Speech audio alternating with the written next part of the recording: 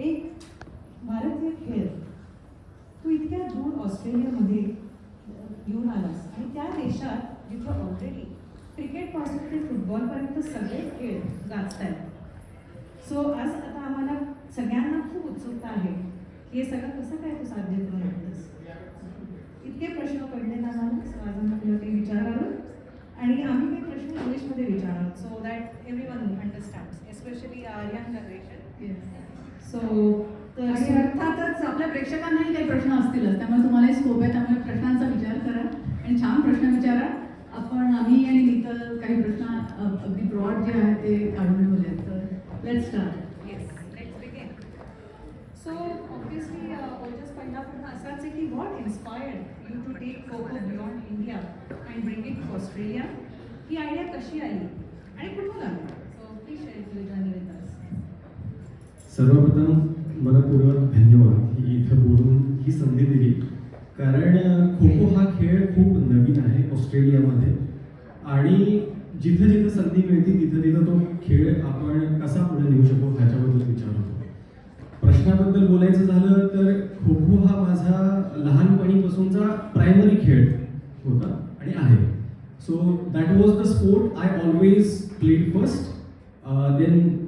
then I played cricket, then I played badminton and other sports, but Kho-Kho was always there.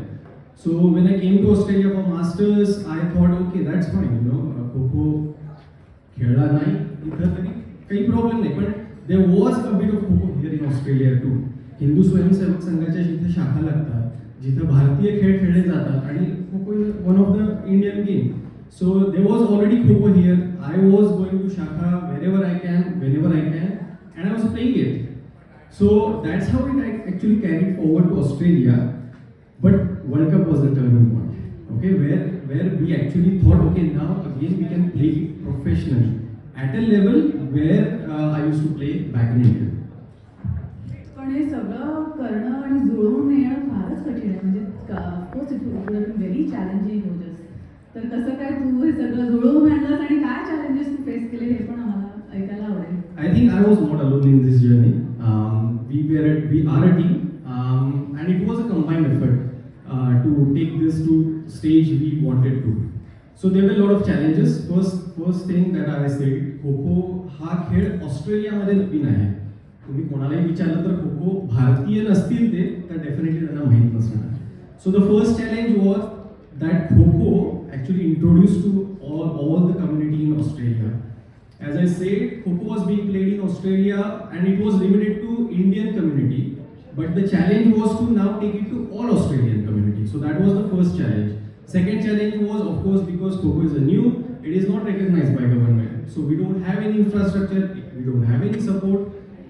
From that, we have to build a World Cup or international stage team. So that was the second challenge. And eventually it played out well. ह्याची सुरुवातच अशी झाली की एक flyer आम्हाला मिळाला October 2024 मध्ये आणि मी ज्यावेळी हा पहिल्यांदा फ्लायर बघितला आणि दोन लोकांनी त्यांनी हा फॉरवर्ड केलेला होता आणि असंच मिळाला कुठून तरी.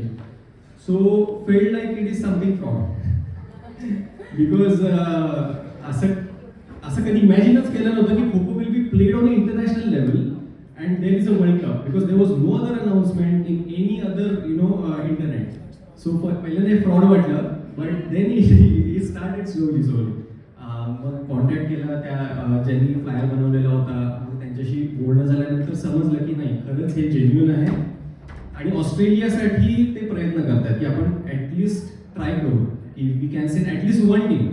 But eventually the efforts went in a way that we could able to make men's team, women's team. So total contingent of 30 athletes went to World Cup.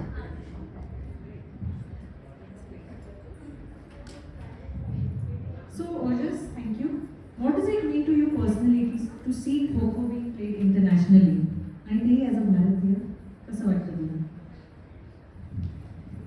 जसं मी म्हटलं की कधी विचारच केला नव्हता की खो-खो या स्टेजला जाईल. अपेक्षा होती की खो-खो हा खेळ एवढा चांगला आहे आणि खो-खो या खेळामध्ये ज्या abilities that we use like of course there is a physical fitness, apart from that, there are a lot of other skills that, you know, it's a team activity. There is a team aspect to that. There is a sharp thinking, on spot thinking that you need to do, agility that you need. So there are a lot of aspects of these things. आणि हा खेळ तेवढा पुढे जावा असं वाटत होतं, पण कधी असं वाटलं नव्हतं की जाईल. So for me personally, it feels very proud. It is at that level and it is going to go beyond, because government of India is trying to push this game to Olympics, and 2036 is the Olympics that is being aimed to be actually hosted by India. Hopefully 2036 मध्ये kho kho Olympic मध्ये असेल. But before that, 2032 is the Brisbane Olympics, where we hope that we do a demonstration game between Australia and India. So that's a stage. That is the aim that we are aiming for. But we are starting with the small stage, small things, one by one. So the first stage was actually represent Australia in World Cup. आणि बऱ्याच गोष्टी येत आहेत pipeline मध्ये. Amazing amazing. आणि आपल्यामध्येही असतील लहान मुलं किंवा anyone who could be interested in kho kho. मग अशांना काय मेसेज आहे, स्पेशली अपकमिंग ॲथलीट्स आणि यंग जनरेशन? खो-खो हा खेळ असा आहे की there are lot of inter transferable skills. So if you are playing, if you are running, if you are a runner, if you are a soccer player, if you are marathon player, runner, any athletic activity that you do, if you have those skills, you can be a good Kho-Kho player. You just need to grasp the Kho-Kho skills. So the good thing for World Cup squad was that the squad was not all Indian origin. The good thing was that we had a good balance of local Australians plus Indian origin Australians. Okay? When we actually we got approaches from other people or students or youths to actually for this World Cup. They were already athletes. They were already playing footy. They were already playing either doing marathons or something sports activity they were already doing. So the only job that we had to do in 4 months that we did was train the Kho-Kho skills. So जे कोणी पहिले खो-खो खेळले असतील आणि जे खो-खो खेळले नाही आहेत, सगळ्यांसाठी खो-खो ऑस्ट्रेलिया ओपन आहे. There are lot of activities being plan. Probably national tournament होईल soon. So if you are interested, definitely join us. Kho kho Australia membership open आहे आणि आम्हाला सपोर्ट सुद्धा करा.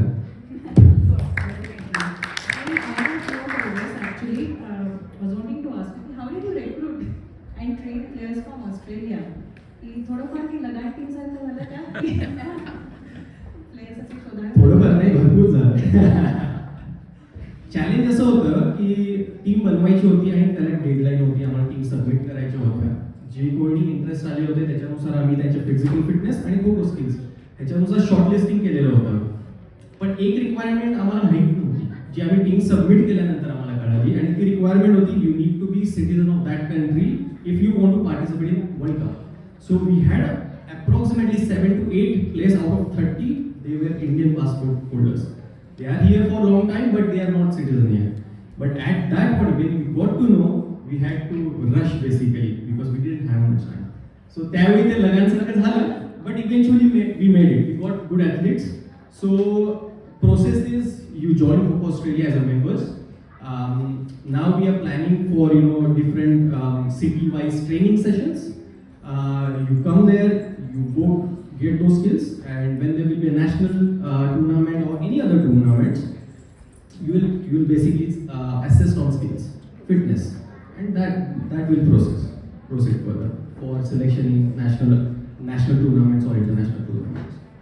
आणि जबरदस्त टीम आहे, नक्कीच मस्त प्लेयर्स आहेत आणि सगळे एकदम खेळाडू. आणि खो-खो त्यांनी नीट रूल्स त्यांना सगळ्यांना पटकन कळले, it is a very good thing. आणि some of them had an opportunity to talk to some of your team members and they shared their experience, saying की थोडाफार ऑस्टॅट सारखा पण गेम आहे, teams are different, rules are different, but somewhat they can relate to it. So that is also a big thing happening. Okay, great. Audience, तुम्हाला काही प्रश्न आहेत का? मला विचारायचं आहे. Yes. Okay, yeah, next.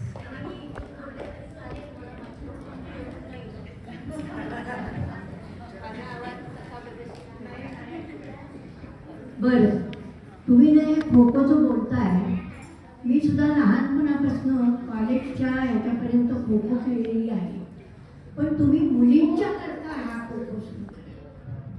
कारण मुलींना तो खो खो लहानपणापासून जर तुम्ही शिकवला तर त्यांची सुद्धा वर्ल्ड याच्यावर मोठी टीम तयार होईल. आणि याच्याकरता तुम्हाला इथे म्हणजे not only Canberra, Melbourne, Sydney सगळीकडे याच्याकरता प्रयत्न करायला पाहिजे.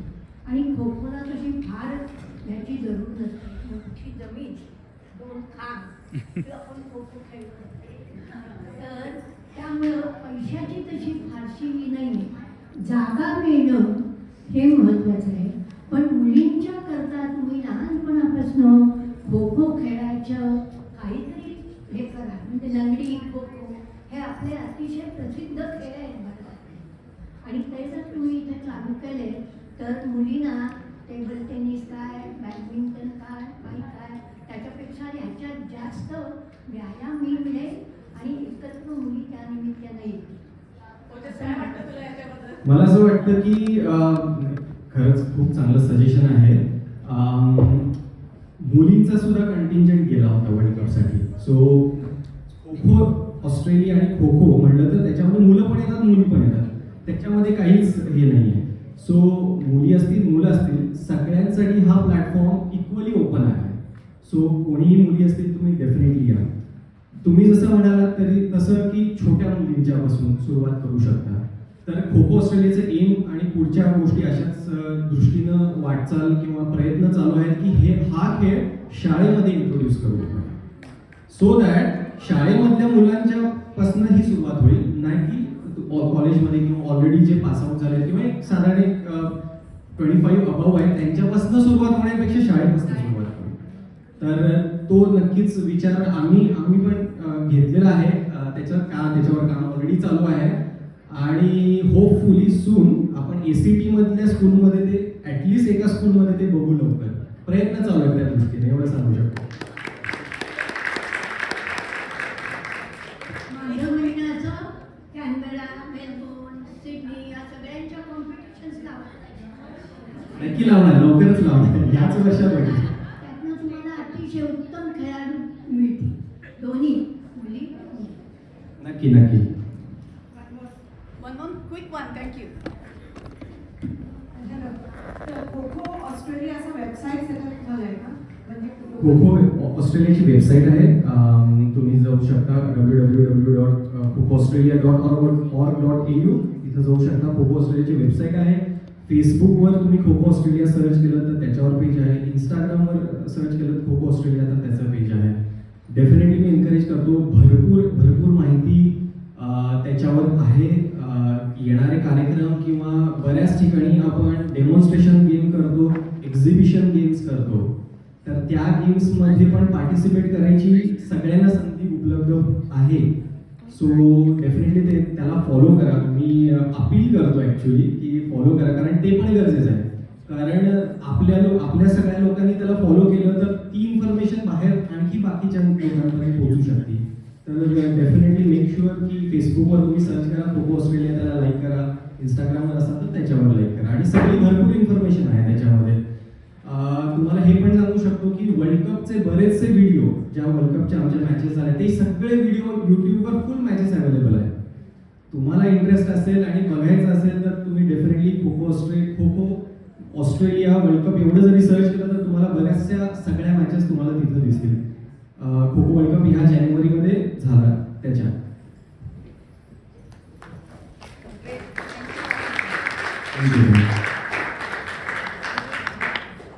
Thank you Ojas. Short and sweet पण मस्त झाला इंटरव्ह्यू. आम्हा सगळ्यांना खूप उत्सुकता होती. सगळ्यांनाच ऑस्ट्रेलिया यायला जमलं नाही, त्यामुळे तू आलास इथे आणि सगळ्यांना आणि लहान मुलांनी प्रोत्साहन दिलं. आता एक टीम बनवूया मराठी मंडळाची, काय वाटतं?